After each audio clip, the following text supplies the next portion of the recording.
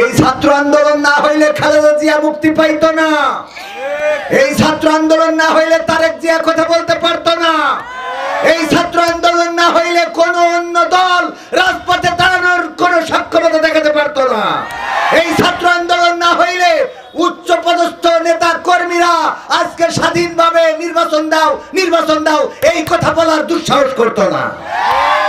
সুতরাং ছাত্র আন্দোলনকে তথাকথিত বলা যাবে না, বরং এটা গণবিপ্লব।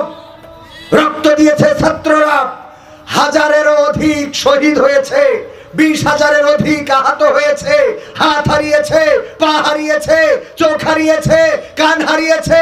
এই আন্দোলনকে যারা তথাকথিত বলে ওরা দাদাদের সুরে কথা বলে, দাদাদের প্রেসক্রিপশন নিয়ে চলে। সুতরাং দাদাদের সুরে যারা কথা বলবে তারা যেই দলের হোক না কেন বাংলার জমিনে তাদের রাজনীতি চলবে না। দাদাদের সুরে কথা বলবা, এই দেশে রাজনীতি চলবে। এতদিন দাদারা বাদ দিত, এখন আমরা বাদ দিয়ে শুরু করেছি। ঠিক না বে ঠিক? তার কাটার বেড়া আমরা লাগাবো। এই দেশ চলবে এই দেশের জনগণের ইচ্ছার উপরে নির্ভর করে। জনগণ যদি চায়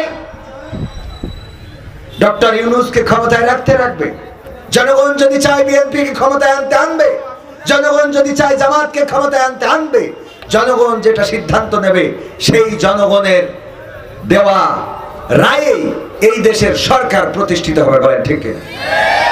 ডক্টর ইউনূস এই দেশের জন্য গর্বের কিনা? আমার তো মনে হয় এমন একটা দিন আসতে যাচ্ছে, আগে আমরা সরকার পতনের আন্দোলন করতাম, আর এখন যে আন্দোলন হবে সেটা বর্তমান সরকার রক্ষার আন্দোলন হবে। কারণ এই সরকার আসার পরে যদি আজকে ডক্টর ইউনূস না থাকতেন তাহলে দাদারা এবং র মিলে এই বাংলাদেশকে এতক্ষণ বুবুকে নিয়ে গিয়েছেন, বুবুকে যথা জায়গায় বসিয়ে দিয়ে যেতেন। ঠিক না বেঠে? ডক্টর ইউনূস ছোট মাঠের খেলোয়াড় নন, তিনি বড় মাঠের খেলোয়াড়। এই জন্য কিছু করা যাচ্ছে না। নির্বাচন হতেই হবে, নির্বাচন আসবে, টেনশন করার কিছু নাই। বক্তব্য হলো ধৈর্য ধারণ করতে হবে। যদি আওয়ামী সরকার এই ছাত্র আন্দোলন না হইতো তাইলে এখন আওয়ামী সরকার ক্ষমতায় থাকতো 2028 সাল পর্যন্ত। ঠিক না ঠিক? তো 2028 সাল তো না, 26 সালে নির্বাচন দেবে। এতটুকু ধৈর্য সচ্ছে না, এত কান্তে আসে, কথা কয় না। হ্যাঁ, বিয়ে তো দেবো, ধানটা উঠুক, তাই না? ধানটা গুছাই তো দেবেন, ধান গুছানো আব্বা এখনই দিতে হবে। আল্লাহ হেদায়েত নসিব করে। বলেন আমিন। ক্ষমতায় কেউ স্থায়ী হয় না, হোক না সে হাসিনা কিবারে না, সে আরটা চিরকাল থাকে না। ক্ষমতায় কেউ স্থায়ী হয় না, মুজিবুর বেশি দিন থাকেনি, জিয়াউর কেউ তো রাখেনি। মুজিবুর বেশি দিন থাকেনি, জিয়াউর কেউ তো রাখেনি। এরশাদ চলে গেছে পৃথিবী ছেড়ে, এরশাদ চলে গেছে পৃথিবী ছেড়ে, কেউ আজ তার কথা কয় না। বলে ক্ষমতায় কেউ স্থায়ী হয় না, হাসিনা ক্ষমতা ধরে রাখতে আয়না ঘর বানিয়েছিল, জনগণের রোশন হলে সোনাই নদীর ওপারে গেল।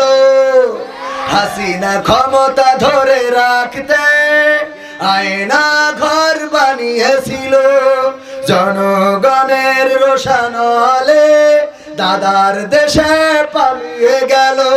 ডিবি হারুনের পাশে আর, ডিবি হারুনের পাশে আর পরিমণিদের দেখা যায় না। ঠিক না বেঠে? এখন কি আর তাদের দেখা যায় না? যায় না। কিন্তু এখন আবার নতুন প্রেতাত্মা তৈরি হয়েছে।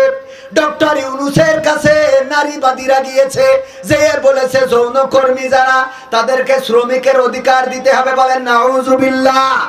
ওরা আবার বলেছে ধর্মীয় অনুশাসন মেনে চলার কারণে, ধর্মের নিয়ম নীতির কারণে আমরা আশঙ্কা করি যে নারীদের অধিকার নষ্ট হবে, নারীদের অধিকার ক্ষুণ্ণ হবে। মমতাজ আপা একটা গানও শুনাইল না, কারণ পেয়েছে যতদিন গেয়েছে ততদিন খেয়েছে, যতদিন গেয়েছে ততদিন নিয়েছে, যতদিন গেয়েছে ততদিন, যেদিন বুঝেছে আর পাওয়া হবে না সেই দিন বলে দিয়েছে ও গো বুবু আর গাওয়া হবে নারী। ঠিক না বেঠে? যতদিন পেয়েছে খেয়েছে নিয়েছে ততদিন গেয়েছে, আর যখন বুঝেছে আর খাওয়া নেওয়া হবে না তখন বলে দিয়েছে গাওয়া হবে না।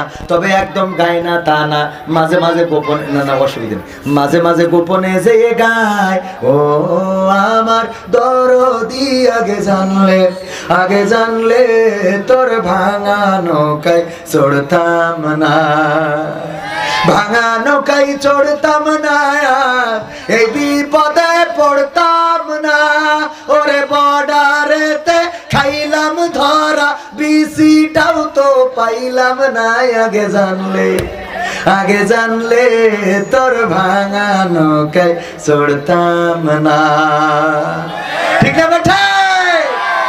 আমার ভাইরা মাথায় রাখবেন, ইসলামী আন্দোলন, কোরআনের পথ, আল্লাহর পথ, রাসূলের পথ, এটা এমন যে পৃথিবীর পরে যদি বেঁচে থাকেন পাবেন সম্মান, আর যদি মারাও যান তাও সম্মানের জীবন নিয়ে মারা যাবেন। আমাদের যারা নেতৃবৃন্দ ছিল তারা এমন ছিল, ফাঁসির রশি দেখে কখনো কাঁপে নাই, ফাঁসির রশি তাদেরকে টলাতে পারে নাই, বরং তারা ফাঁসির আগে জিজ্ঞাসা করেছে সন্তানের কাছে, ও আমার কলিজার টুকরা সন্তান, বলো দেখি ফাঁসির কাষ্টে কেমন করে ঝুলবো, ফাঁসির কাষ্টে কি লুঙ্গি পরে যাব নাকি পায়জামা পরে যাব, আমার কবর দিতে যাবে পাবনায় কে, সাথিয়ায় অনেক দূরের পথ, রাস্তাটাও তত বেশি ভালো না, সুতরাং তোমাদের মাকে সাথে নিবা না, অসুস্থ হয়ে যেতে পারে, তোমরা যেও আমার কবরটা দিয়ে এসো। এমন কথা মৃত্যুর আগের দিন তারাই বলতে পারে যারা নিজেদের একেবারে আল্লাহর কাছে সমর্পণ করে দিয়েছে, যারা বলেছে ইন্না সলাতি ওয়া নুসুকি ওয়া মাহইয়ায়া ওয়া মামাতি লিল্লাহি রাব্বিল আলামিন, নিশ্চয় আমার সালাত, আমার কুরবানি, আমার জীবন, আমার মরণ সবকিছু বিশ্ব প্রতিপালক আল্লাহর জন্য। এই কথা যারা বলে দিতে পারে তাদের আর কোনো ভয় থাকে না, তাদের আর কোনো টেনশন থাকে না, দুশ্চিন্তা থাকে না, তাদের আর কোনো অন্য কোনো ভয় ভীতি কাজ করে না। তারা চিন্তা করে মরলেও ভালো, বাঁচলেও ভালো, দুনিয়ায়ও ভালো, আখেরাতেও ভালো, উপরেও ভালো, নিচেও ভালো, আমাদের খারাপ জায়গা বলে কোনো জায়গা নাই।